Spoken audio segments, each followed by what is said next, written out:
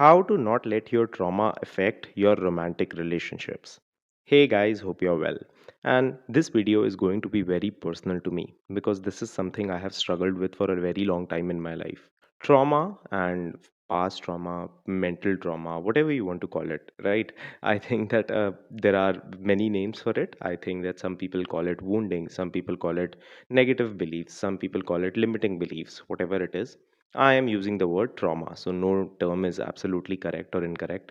But how does that actually affect our relationships? And more important than that is if we want to improve our relationships, let's say you are someone who is manifesting love, or let's say you are manifesting a specific partner, how is your trauma affecting your relationship? I think what is very important is that you understand when we talk about relationships or when I talk about this topic, I'm not ever talking about how you can get into situations which won't last for you. I think we have all been a part of multiple situations which haven't worked out for us. And I think that when that happens, we just want to get back into it. But what I am talking about is consistent growth. What I'm talking about is you getting into a dynamic in a relationship with friends, with family, with your SP, with your partner, with your parents, and all relationships are improving. I think that improving your relationships is one of the easiest ways to live a very peaceful life. And I think that unless our goal is to improve in all areas, these short fixes won't work. I have been where you are, where all you are looking for is just to get back into the place that you want. But when you are into these situations, you have seen it yourself. They start, they don't actually go anywhere, then they end, and then you feel the pain again. So that is what I'm talking about. So in this video, we will be going into detail with how trauma affects your manifestations and how to actually fix it. So, first thing, what is trauma? Trauma is something that has happened to me in the past which has changed my behavior now, right? Every time I will say behavior through this video, I'm talking about thoughts, perceptions, actions, boundaries, people we choose, people we like, everything. So, as soon as I say behavior, just connect it to that. So, when something has happened to you in the past that has changed your behavior currently forever, right?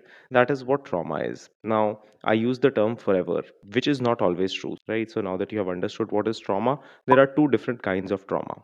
First trauma is permanent trauma. So let's say something has happened with you because of which you have developed a permanent life issue which will affect you for the rest of your life. So let's say you fell down as a child and something hit you and now you have a spot in your body which consistently pains, right? So let's say you have a big bruise which doesn't go away. That is a form of trauma. There are also smaller traumas that people go through in if we just rate it, not demeaning anyone's trauma, but there are some big situations that people go through too. Similarly, we have mental traumas, right? So something has happened with me which has permanently affected how I see situations. This happens with people who go to war. Let's say someone developed PTSD because of something that has happened to them. And then there are temporary traumas, which are things that we can actually change. So, permanent trauma causes things in your mind which are permanent and you manage through it. And temporary traumas are things that you can permanently change in your life.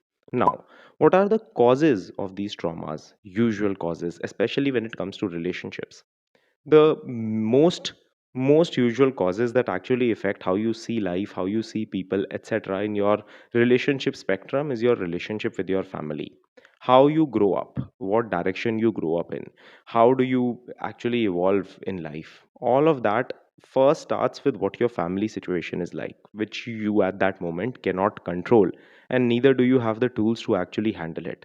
So a lot of us are actually victims of that. This is in no way, shape, or form me blaming your family. They did the best that they can because they are also human beings. But just because they didn't do it out of choice, that doesn't mean that it didn't happen to you. So they can be correct in their ways in which they handled things, and you can be correct in the effects that you got. So both people are just a victim of that particular cycle, right? Now, those traumas come and affect our initial ways of thinking. I will give you an example. The other day, I was reading a post in which this guy said, knowledge is power. And then there was this phrase that he said that France is, and he used a term, right? I don't remember exactly what it is. But in the real definition, the word is not used, right? So in this real phrase, France and the is not there. I hope you get it. I'm not trying to confuse you. So He said that I kept on saying that thing for 21 years till someday some person came and corrected me because I thought that this is what it is, because this is what my father told me. And I'm not trying to ramble, but I hope you get my point.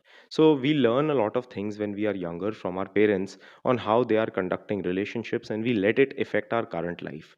Let's say you are a woman and your mom was very submissive. Somewhere you will develop this thought process that being submissive in relationships is what will get me love. Let's say you saw your father always being very distant. This is what you probably normalized for yourself, that this is how men behave. So now you only get attracted to people who are not fully available. This is how these patterns start. Now, it's not just that this thing is the cause and you get the effect all the time. Your choices, your decisions, how you perceive it, your other circumstances, all of that affects how it currently becomes your life, right? So, when you are manifesting a specific person, if you have trauma that is specific to romantic relationships, if you have a past with this guy, let's say you are manifesting a guy, if you have a past with this guy that is actually not very healthy, or which is actually not very loving, that can stop you from getting what you want. If you are someone who is protecting herself because she's so afraid to get hurt, this is how it can affect your manifestations. So let's understand how you can change it. First, there are three major ways in which trauma affects your life, right? The first is your thoughts. So, when you instinctively get negative thoughts, that is because of your past ways of thinking.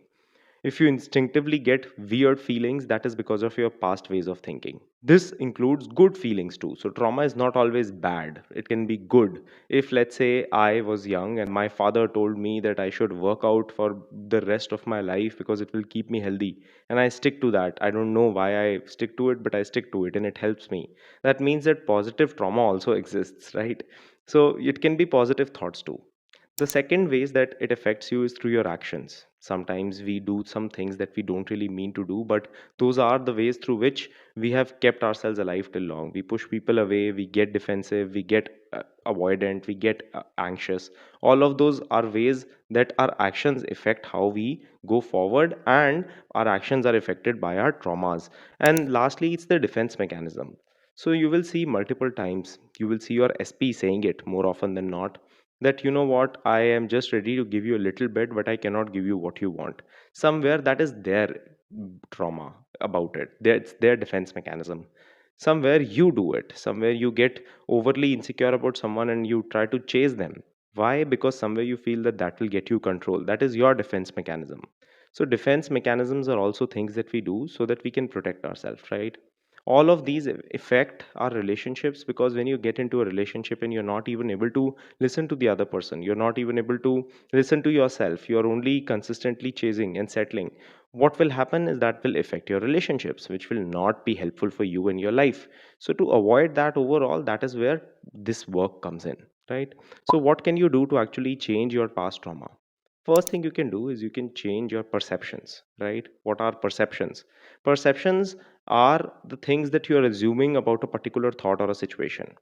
When you have a lot of negative beliefs, or in this situation we can call it trauma, your first conclusions that you come about things, right, are very negative. So let's say you are with your SP and you are talking, and then you text them right after they go home, and they don't instantly text you back. If you have some perceptions which are negative, you will consistently start doubting their love for you, right? That is a negative perception.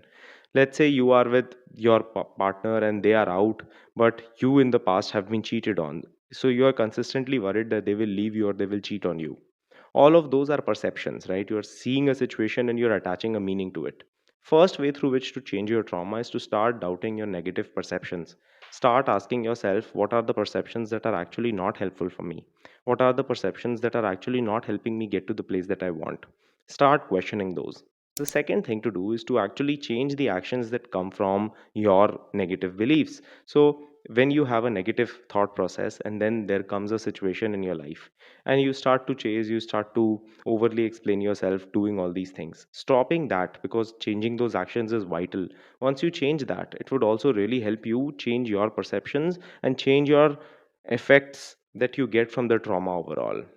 And the last thing that you can do is you can start practicing this in all areas of your life. If you are wanting to improve something, unless and until you do it in all areas of your life, you will actually not ever be able to make it a consistent part of your life. Changing it for all areas means that you're considering that if I'm working on relationships, it is not just romantic relationships, it is all relationships for me. Working on all of those relationships together is the solution. Doing this regularly with practice is going to help you actually manifest better relationships and experience better love.